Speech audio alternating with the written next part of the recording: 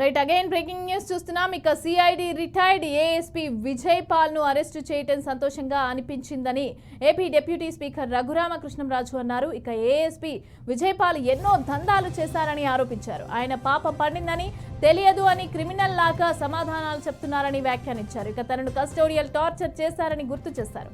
అసలు కుట్ర చేసింది పివి సునీల్ కుమార్ అని అన్నారు. ఇక తనను కస్టోడియల్ టార్చర్ చేసిన వారిలో కీలక నిందితుడిని నిన్న పోలీసులు అరెస్టు చేశారని ఆనందం వ్యక్తం చేశారు. అందరూ కలిసి కుట్ర చేశారని ఇప్పటికే ఆలస్యమైందని భావించారు.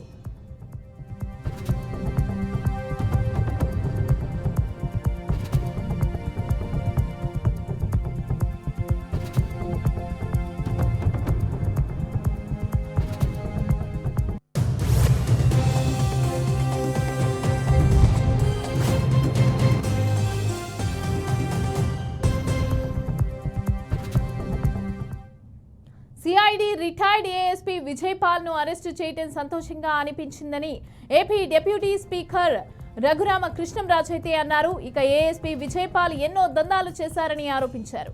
ఆయన పాపం పండిందని తెలియదు అని క్రిమినల్ లాగా సమాధానాలు చెప్తున్నారని వ్యాఖ్యానించారు. తనను కస్టోడియల్ టార్చర్ చేశారని గుర్తు చేశారు. అసలు కుట్ర చేసింది పివి సునీల్ కుమార్ అని అన్నారు. ఇక తనను కస్టోడియల్ టార్చర్ చేసిన వారిలో కీలక నిందితుడిని నిన్న పోలీసులు అరెస్టు చేశారని ఆనందం వ్యక్తం చేశారు. అందరూ కలిసి కుట్ర చేశారని ఇప్పటికే ఆలస్యమైందని భావించారు.